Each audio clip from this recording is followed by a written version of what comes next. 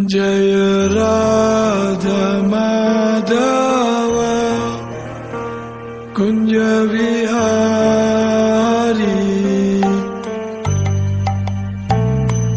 जय राधा माधव कुंज बिहारी। प्रस्तुत प्रवचन श्रीमान क्रतुदास जी अधिकारी द्वारा विषय अजामिल प्रसंग दिवस 3 पर दिनांक 20 मई 2010 को कीर्तिनगर दिल्ली में दिया गया है। ग्रंथराज श्रीमद् भागवतम कैंतो 6 अध्याय 1। तो हमने अगले श्लोकों में सुना कि पाप का मुख्यतः प्रायश्चित, संपूर्णतया प्रायश्चित कर्म योग कर्म से नहीं होता, कर्म कांड से नहीं होता, न ज्ञान से होता है और न तपसा ब्रह्मचर्येन समेन दमेन वा वगैरह उपायों से पाप का प्रायश्चित सही ढंग से नहीं होता। तो किससे होता है वो भी हमने देखा कि क्वचित केवल या भक्त्या नारायण परायण अघम धुन्वंती कार्सन्ये निहारम एव भास्कर। ध्यान दो, पाप का निवारण, पाप का प्रायश्चित क्वचित केवल या भक्त्या, कोई लोग ही केवल भक्ति से पाप का संपूर्णतया प्रायश्चित करते हैं। और यह प्रायश्चित शब्द का प्रयोग नहीं किया गया इस श्लोक में। क्वचित केवल या भक्त्या, भक्ति से, केवल भक्ति से। तो भक्ति का प्रयोजन है श्री कृष्ण से हम अखुट प्रेम कर लें। भक्ति का अर्थ ही प्रेम है श्री कृष्ण से। तो ये भक्ति का प्रयोजन प्रेम, ये जागृत करने की क्रिया में, प्रक्रिया में ये जो प्रायश्चित है, पाप है, वो आपो आप खुद ही जल के भस्म हो जाएगा। कोई भक्ति करके पाप को जलाने के लिए कोई स्पेशल भक्ति करने की जरूरत नहीं होती। इनका बाय प्रोडक्ट है, फ्रिंज बेनिफिट इंग्लिश में कहते हैं, बाय प्रोडक्ट या फ्रिंज बेनिफिट। फ्रिंज बेनिफिट का अर्थ है साइड, गौण लाभ जो आपो आप हासिल हो जाता है। जैसे कि 1000 रुपए की नोट आपने कमा ली तो उसमें आपो आप 100 रुपए की, 1 रुपए की, 2 रुपए की, 5 रुपए की, 10 रुपए की, 20 रुपए की, सब नोट आपो आप आपने कमा ली। कोई दूसरा अलग प्रयत्न नहीं करना पड़ता 5-10 की नोट के लिए। तो इसी तरह कृष्ण भक्ति करने से ये पाप और पाप का बीज सब कुछ जल के भस्म हो जाता है। और इतना ही नहीं, भक्ति करने से आगे पाप करने की इच्छाएं, वासनाएं भी जल के भस्म हो जाएगी। तो ये भक्ति का प्रभाव, भक्ति की ये शक्ति है। वो कभी भी भक्ति करने वाला कभी भी स्वप्न में, ये श्लोक में, आगे वाले श्लोक में कहा है, स्वप्न में भी वो यमराज या यमदूत का स्वप्न में भी वो दर्शन नहीं करेगा। स्वप्न में भी क्यों? कि भक्ति करने से आपो आप पाप जल जाता है। तो आगे 20 श्लोक संख्या 20 में आगे चलते हैं कि अत्र च उदाहरणतीम इम इतिहासम पुरातनम दूतानाम विष्णु यमयोः संवादस्तम निबोध में। तो एक कथन को पुष्टि देने के लिए शास्त्रों में एक सुंदर इतिहास में एक पुरातन इतिहास, पुरातन अर्थात पुराण में, पुराणों में, इतिहासों में, रामायण महाभारत ये इतिहास है। तो उसमें एक संवाद के रूप में ये बराबर साबित किया गया है। पश्चित केवलया भक्त्या नारायण परायण अधम धुन्वंती कार्सन्ये निहार एव भास्कर। जैसे सूर्योदय होता है, कोहरा आपो आप, सूर्य कोहरा के लिए उगता नहीं है लेकिन कोहरा चला जाता है। तो उसी तरह ये साबित करने के लिए एक सुंदर उदाहरण है, पुराणों में इतिहास है। वो इतिहास अभी शुरू हो रहा है।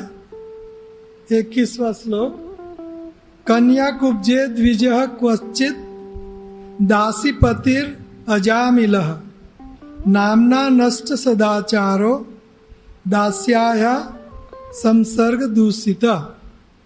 कन्या कुब्जे, कन्या कुब्ज में, कन्या कुब्ज नाम का शहर है। आधुनिक जमाने में उनको कनौज कहते हैं, कानपुर के नजदीक है कनौज। तो ये कनौज गंगा नदी के किनारे है, सुंदर पवित्र स्थल है और वहाँ के ब्राह्मण पवित्रता में सबसे श्रेष्ठ माने गए। तो एक कन्या कुब्ज में, कनौज में एक ब्राह्मण रहता था। कन्या कुब्जे द्विजः क्वचित दासीपतिम, दासीपतिर अजामिल, अजामिल नामक एक ब्राह्मण, अजा मिल, अजा माया, अजा अर्थात माया। हाँ, तो माया से मिला हुआ, हाँ, अजामिल, अजामिल। तो माया से जिनका संबंध हो चुका था, अजामिल। तो ये अजामिल ब्राह्मण वहां रहता था और नष्ट सदाचारो, ब्राह्मण कनौज का ब्राह्मण सर्वश्रेष्ठ ब्राह्मण, और अजामिल सर्वश्रेष्ठ ब्राह्मण था ही, लेकिन क्या हुआ, दास्या संसर्ग, एक दासी अर्थात वेश्या का उनको संसर्ग हुआ, संबंध हुआ। तो उससे दूषित, उससे वो दूषित हो गया। था ब्राह्मण लेकिन कुसंग से वो दूषित हो गया। शुद्ध ब्राह्मण ब्रह्म बंधु बन गया, दूषित हो गया। तो प्रभुपाद जी सुंदर श्लोक उद्धृत करते हैं कि हरेर नाम हरेर नाम हरेर नाम एव केवलम कलो नास्तेव नास्तेव नास्तेव गतिरन्यथा। ये कलयुग में हरि नाम, हरि नाम, हरि का नाम, यही एक केवल मात्र उपाय है। कलो नास्तेव नास्तेव नास्तेव गतिरन्यथा। ये कलयुग में पापों का प्रायश्चित, श्री कृष्ण का प्रेम संपादित करने के लिए, शुद्ध भक्त बनने के लिए एकमात्र उपाय है। ये श्लोक में 8 बार कहा गया है। हरेर नाम, हरि का नाम, हरेर नाम 2, हरेर नाम, हरेर नाम, हरेर नाम 3 बार। और क्या? एव, हरेर नाम एव, एव निश्चित रूप से, सर्टनली, हरि का नाम ही, एव, केवलम, केवल, फिर से तो 5 बार हो गए। ही, हरे नाम एव केवलम, एव केवलम 5 बार। और दूसरी वाली लाइन में कलो, कलयुग में नास्ति एव, ना एव, ना अस्ति एव, नास्तेव, नास्तेव, नास्तेव, ना अस्ति एव, नहीं नहीं, नहीं नहीं, नहीं नहीं।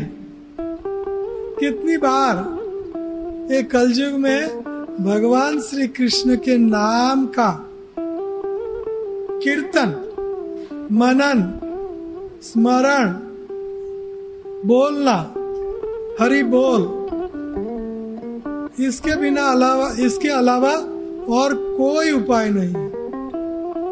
नास्तेव नास्तेव नास्तेव गतिरन्य था। भगवान नाम के कीर्तन की विधि सदैव अतीव प्रभावशाली है, किंतु इस कलियुग में वह विशेष रूप से प्रभावशाली है। वैसे ही प्रभावशाली है, लेकिन इस कलियुग में, ये जो कलियुग है, इसमें और ज्यादा प्रभावशाली है। तो ये बुद्धि है। बुद्धि क्या है? कि हम शास्त्र युक्त बात शान में समझे। ऐसा नहीं कि ये सही वो सही, मैं करता हूँ, सारी जिंदगी करता आया हूँ, मेरे पूर्वज करते आए हैं तो यही सही है, ऐसा नहीं। ये श्लोक से हमें शिक्षा मिलती है कि भगवान का नाम ही एकमात्र इलाज है। तो आगे वाले श्लोक में 22 में वो जो कन्या कुब्जा में जो अजामिल ब्राह्मण था, ये दासी से संसर्ग से जो गिर गया था, तो उनका काम क्या था? तो बंधक्षय ही, बंदई, लोगों को बंदी बनाना, और बंदी बना के उन लोगों को लूट लेना उनकी वृत्ति थी, उनका कार्य था। और कैतव ही, कैतव मतलब जुआ खेलना, लोग लॉटरी खेलते हैं, वो कैतव बोलते हैं, उनको जुआ खेलना बोलते हैं। कैतव का अर्थ है चीटिंग। कैतव धर्मो निरमत्सराणाम सताम, कैतव धर्म, चीटिंग रिलीजन।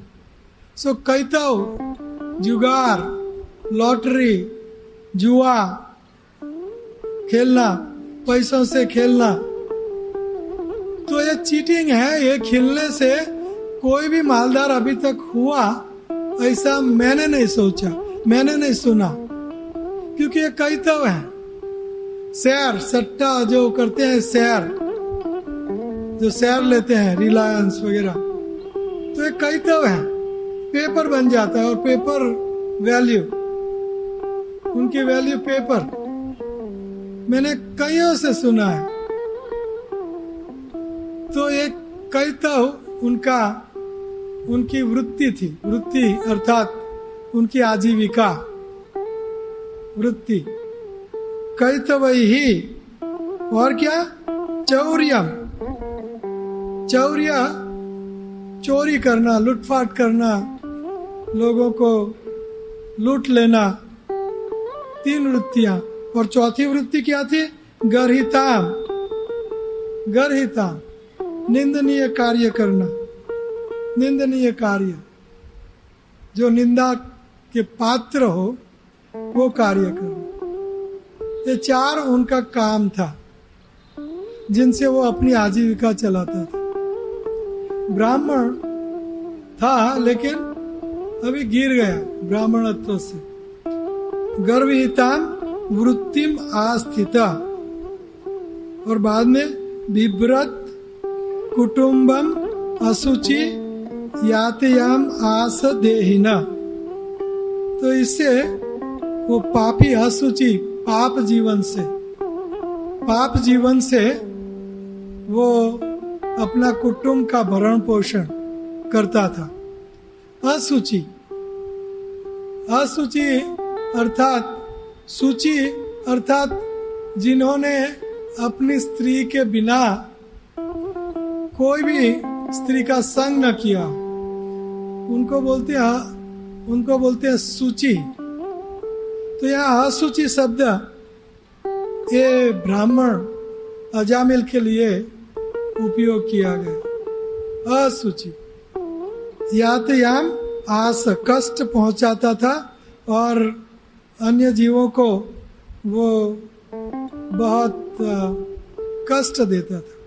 ऐसे ये चार कामों से, अर्थात अजामिल शुद्ध ब्राह्मण था, कनौज का शुद्ध ब्राह्मण था, लेकिन दासी पति संसर्ग दूषिता, दासी से संसर्ग हुआ, इसलिए उनका पतन हुआ। और ये चार निंद्य कर्मों में वो हमेशा लगा रहता था। एवं निवसतस्तस्य, तो इस प्रकार रहते हुए अजामिल क्या करता था? लालयनस्य तत्सुतान, लालयानस्य पालन पोषण का वो मार्ग उन्हें निकाला था। तत्सुतान, ये शब्द भी महत्वपूर्ण है। तत् उनका, दासी का, वेश्या का। उनके पुत्र तो थे नहीं, उनका पुत्र था आखिरी पुत्र, लेकिन 10 पुत्र थे, वो दासी के पुत्र थे, तो उनका भी भरण पोषण वो करता था, पुत्रों का। तत् सुतान काल अत्यागान महान राजन अष्टाशीत्या आयुष समा, अष्टाशीत्या आयुष, उनका 28 साल का आयुष्य ऐसे भरण पोषण में बीत गया। ये आखिर सारी कहानी है, तो हम कहानी सुनते रहेंगे। उसमें कोई इतना तत्वज्ञान आगे आ गया कि भक्ति से ही, तो ये अजामिल भक्ति करेगा, अनजाने में भी करेगा। भगवत नाम, नारायण, अपने बेटे का नाम उच्चारण करेगा, अनजाने में भक्ति। तो ये इतिहास है। सो तस्य प्रवसयः पुत्रा 10 तेषां तु यो वमः, तस्य प्रवस, उस अजामिल का अंत्यंत जो वृद्धावस्था थी वो 88 साल की हो गई थी, और पुत्रा 10 तेषां तु यह अवयम बालः, तो उनका जो बालः पुत्र, सबसे छोटा जो पुत्र था वो बालो नारायणो नामना, जो आखिरी पुत्र था उनका नाम था नारायण। हरे कृष्णा हरे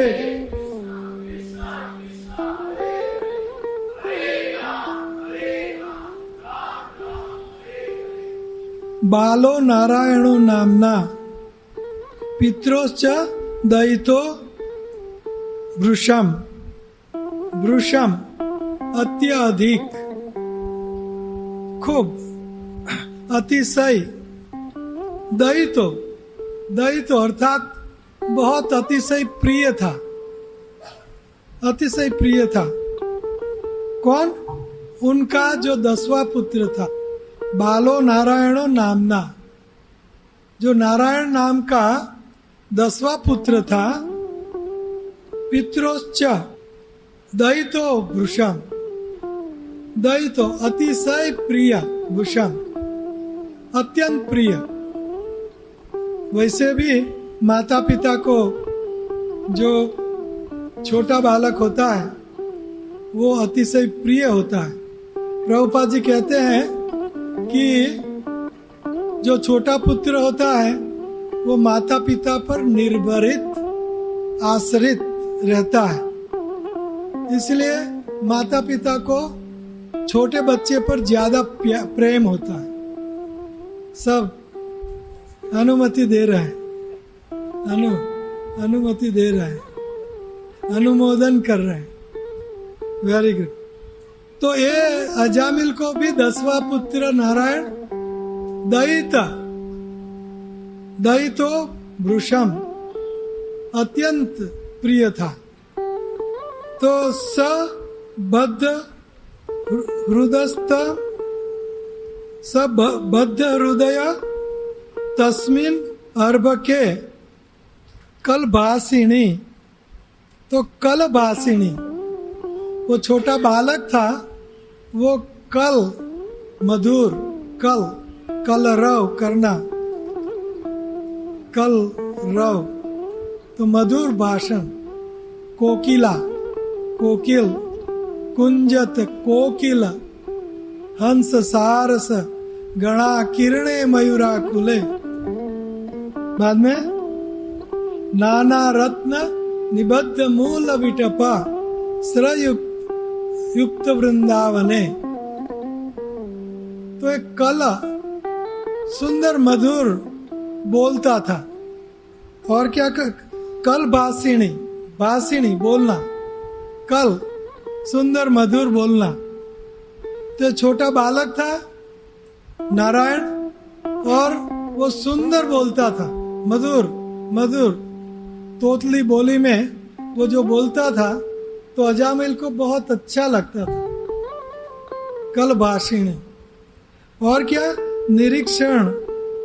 निरीक्षमाण तत् लीलाम मुमुदे जठरः भृशम। तो निरीक्षमाणाम देखते हुए, लीलायाम तो जो बालक जब खेलते हैं तो उनको लीला कहते हैं।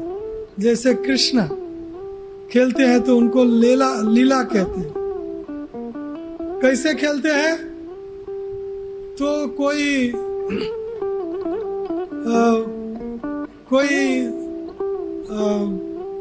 पेच नहीं, दाव नहीं, अपने आप में मुग्ध बन के, मंत्र मुग्ध बन के बच्चे खेलते हैं।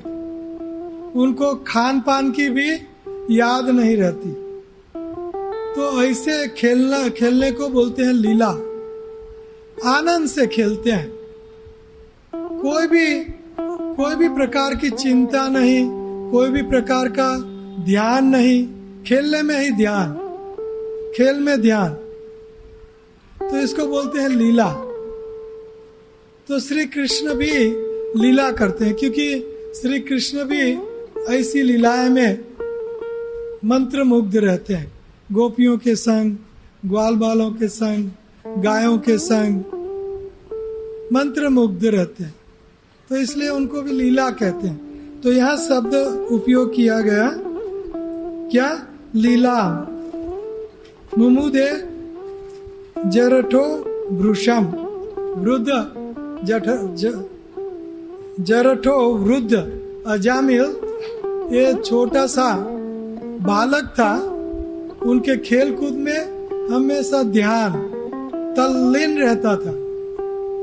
ये कैसे खेल रहा है, लीलायाम, वो कैसे लीला कर रहा है बच्चा। और ये कैसे बच्चा तोतली बोली से कल भाषिण, उसमें उनका ध्यान रहता था। अर्थात नारायण नाम, और नारायण नाम में अननोइंगली, जानबूझ के नहीं, अननोइंगली वो नारायण नाम में ही तल्लीन रहता था।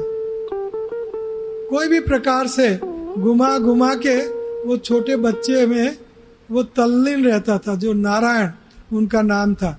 तो ये नारायण नाम कोई अपराध से नहीं लेता था, कोई अपराध, ये जो भक्त लोग कहते हैं, भक्त लोग अपराध करते हैं, नाम अपराध ज्यादातर भक्त लोग करते हैं। लेकिन जो दूसरे लोग हैं वो अनजाने में इनको नामाभास कहते हैं। नामाभास, मैं नारायण को नहीं बुला रहा हूं, मेरे बच्चे को, मेरे बेटे को, और उसमें कोई नाम अपराध नहीं है। नाम अपराध बच्चे को, मेरे बेटा है, मेरे बेटे की लीला में मैं तल्लीन हूँ, बेटे के नाम में तल्लीन हूँ, और बेटे की तोतली बोली में मैं आकृष्ट हूँ। तो वो हमेशा केवल मात्र उपाय है। तो इसीलिए तस्मात् केनापि उपायेन मन कृष्ण निवेशयेत्, कोई भी उपाय से, जान में अनजान में, कोई किसी के नाम से, कैसे भी, मन कृष्ण निवेशयात्, मन कृष्ण निवेशयात्, सबै मन कृष्ण पदारविंदयो येन केन प्रकारेण मन कृष्ण निवेशयात्। कोई भी प्रकार से मन कृष्ण में लगाओ, या तो कृष्ण का नाम का उच्चारण करो। जैसे चेदीराज या तो कंस या कई हैं जो श्री कृष्ण के नाम विपरीत बुद्धि से लेते थे, लेकिन उनका मन कृष्ण में रहता था।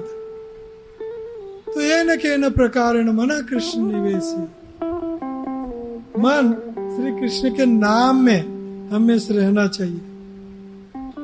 आगे कहते हैं कि भुंजान प्रपिबन खादन बालकम स्नेह यंत्रित भोजयन पाययन मूढ़ न वेद आगतम आंतकम। तो भुंजान खाते समय, प्रपिबत पीते हुए, खादन चबाते हुए, तो खाते हुए, पीते हुए और चबाते हुए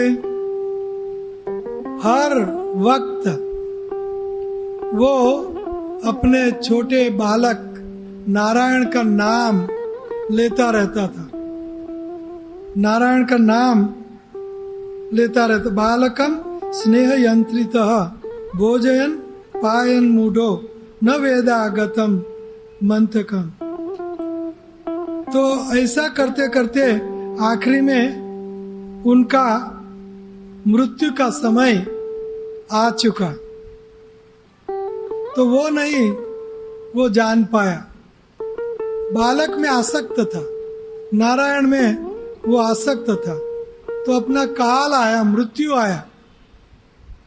तो ये मृत्यु आने का समय वो समझ नहीं पाया। तो आगे क्या हुआ? स एवं वर्तमानोज्ञो, वह अजामिल एक प्रकार जीवित अज्ञ मूर्ख मृत्यु काले, मृत्यु समय पर उपस्थित अमित चकार तनये बाले नारायण आहये।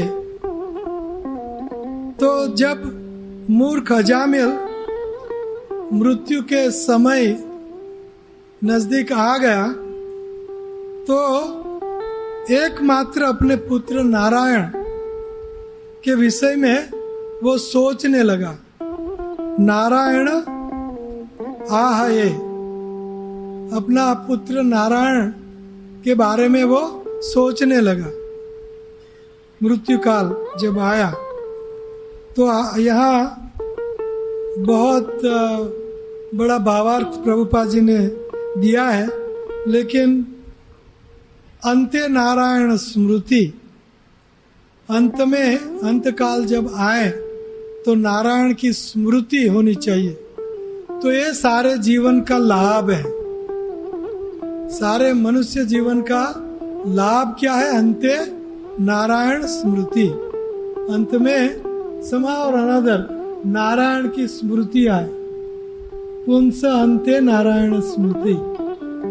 तो ये आगे क्या होता है कि सहपास हस्तान, वह व्यक्ति अजामिल उनके हाथों में रस्सियां लिए 3 दृष्टवा पुरुषान, 3 पुरुष उसने देखे।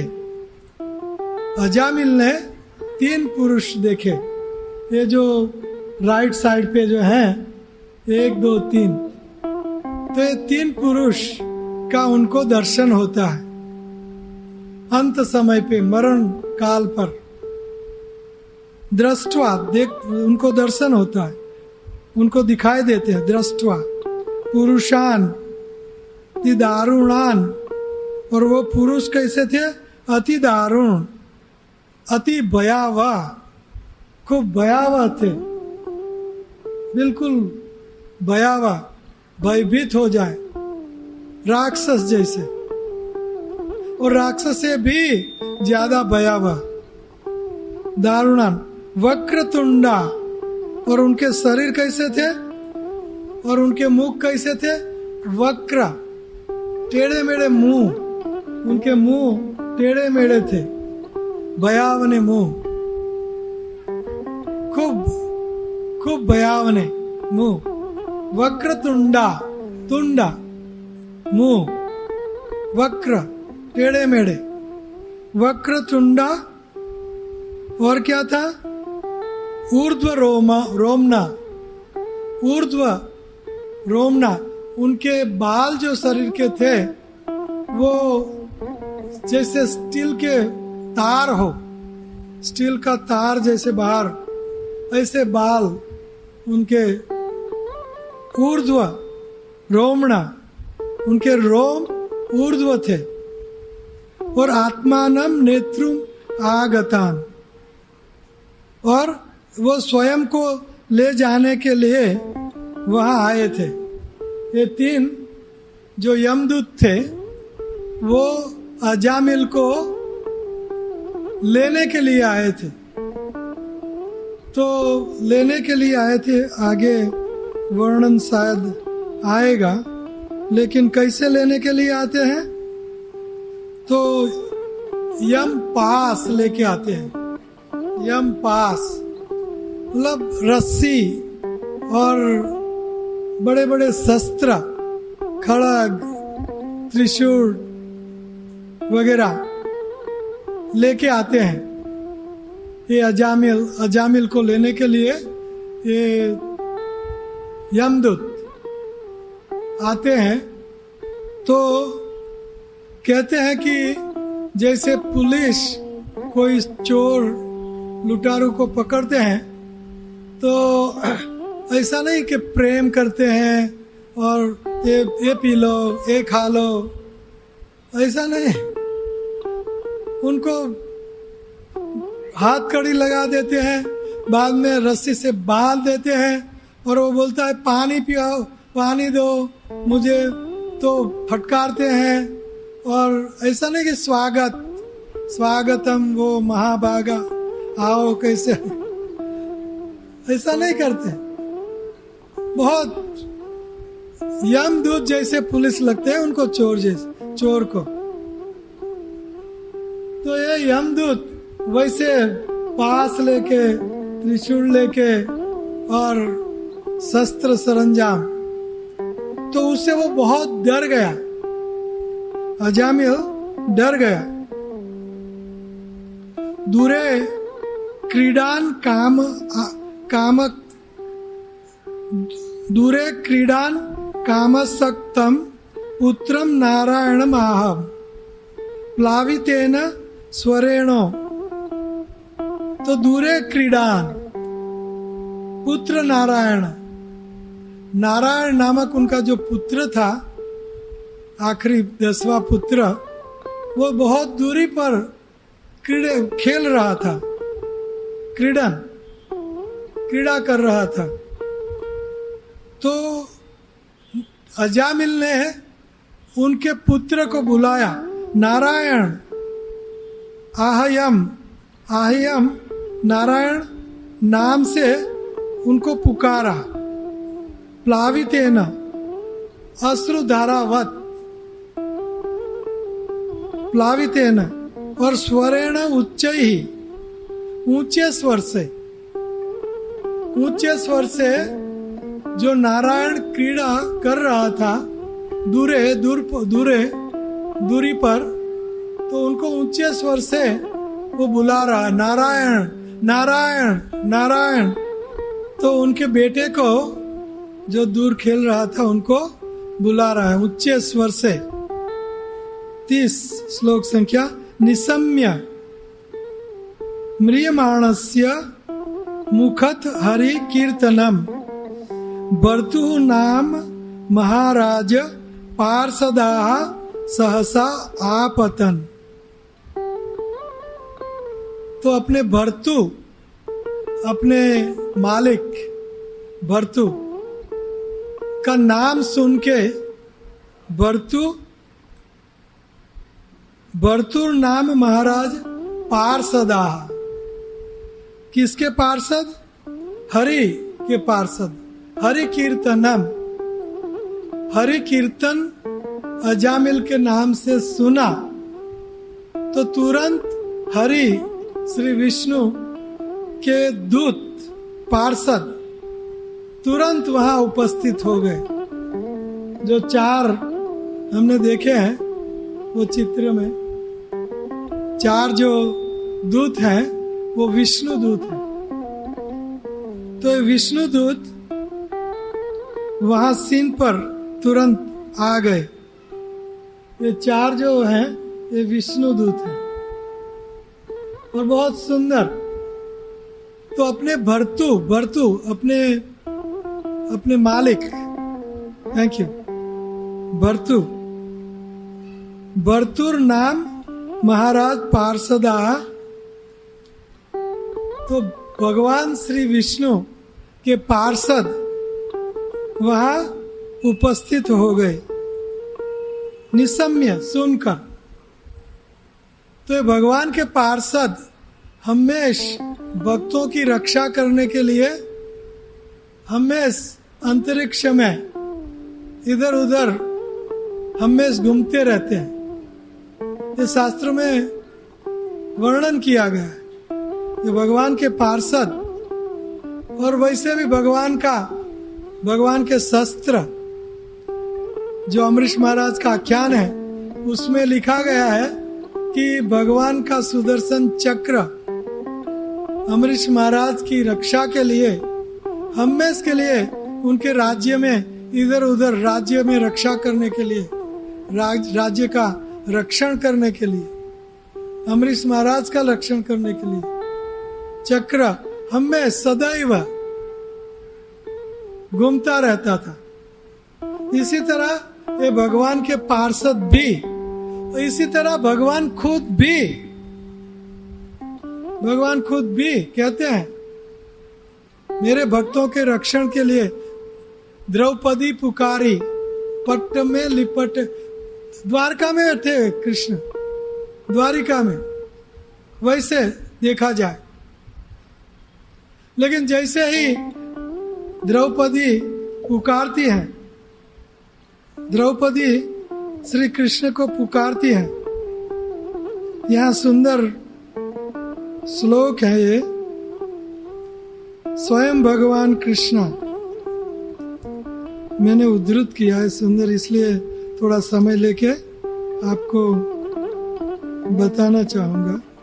तो द्रौपदी श्री कृष्ण को पुकारती है तो श्री कृष्ण द्वारिका में है, लेकिन उनकी पुकार से गोविंदा गोविंदा, तो कृष्ण तुरंत सीन पर खड़े हो जाते हैं और द्रौपदी की रक्षा करते हैं। तो ऐसा नहीं कि हमें हम कुछ तकलीफ में हैं और कृष्ण वैकुंठ में हैं और उनको पुकारेंगे, कब आएंगे, क्या होगा, ऐसा नहीं होता। ये पार्षद पुकारा तुरंत, तो उसका अर्थ है कि उन लोगों को वैकुंठ से आने में बहुत देरी लगनी चाहिए थी, लेकिन नहीं। शास्त्रों में कहा गया है कि भगवान के पार्षद भक्तों की रक्षा के लिए हमेश इधर उधर घूमते रहते, जैसे कि राजा के पुलिस या तो रक्षण करने का दल ये राजा के नजदीक बैठे रहते नहीं है सब जगह। उसी तरह भगवान के पार्षद भी, और उसी तरह यमदूत भी सब जगह घूमते रहते हैं। कहाँ मृत्यु हो रही है, कौन पापी है, कौन पुण्यात्मा, कौन वैष्णव है, वैष्णवों के पास नहीं जाते। आगे आएगा वो भी उनके वार्तालाप में। तो भर्तुर नाम अपने भर्तु मालिक का नाम अपने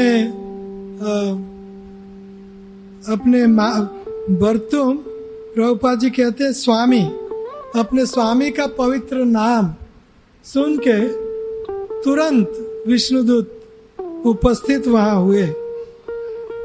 और आगे क्या कहते हैं कि विकर्षित अंत हृदयात दासी पतिम अजामिलम।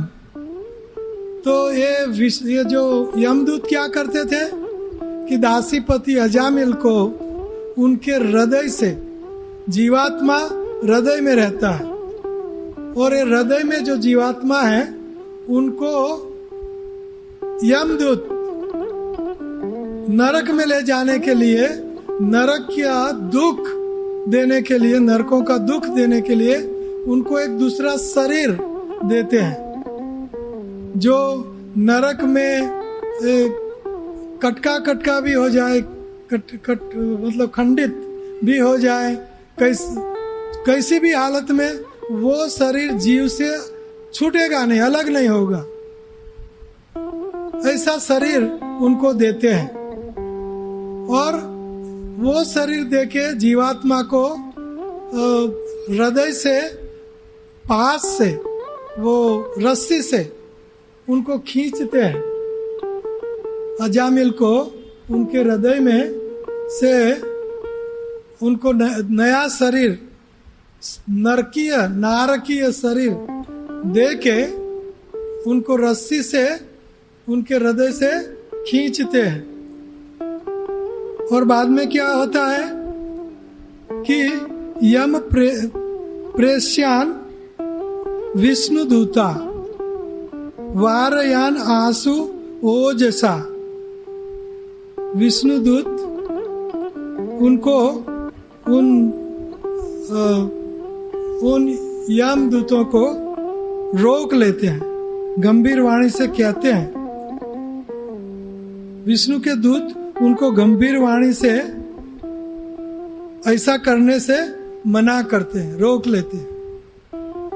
तो ईश्वरः सर्वभूतानां हृदयेषु अर्जुन तिष्ठति भ्रामयान सर्वभूतानि यंत्र आरूढ़ानि मायया। तो हृदय में से ये आत्मा को विष्णुदूत खींचते हैं, यमदूत खींचते हैं। तो विष्णु दूत उनको गंभीर वाणी से कहते हैं, क्या कहते हैं? ऊचु निषेधिता तान ते वैवस्वत पुरसरा के ययम प्रतिषेधार धर्मराजस्य शासनम। जब सूर्यपुत्र यमराज के दूत इस प्रकार उनको मना किया जाता है विष्णुदूत मना करते हैं, तो उत्तर दिया, महाशय आप कौन हो? विष्णुदूत को पूछते हैं यमदूत कि आप कौन हो, और जिन्होंने यमराज के अधिकार क्षेत्र को ललकारने की कोशिश की है। हम यम के दूत हैं और हमें आप रोक रहे हो, तो आप कौन हो? तो ये सवाल विष्णुदूत को किया गया कि आप कौन हो?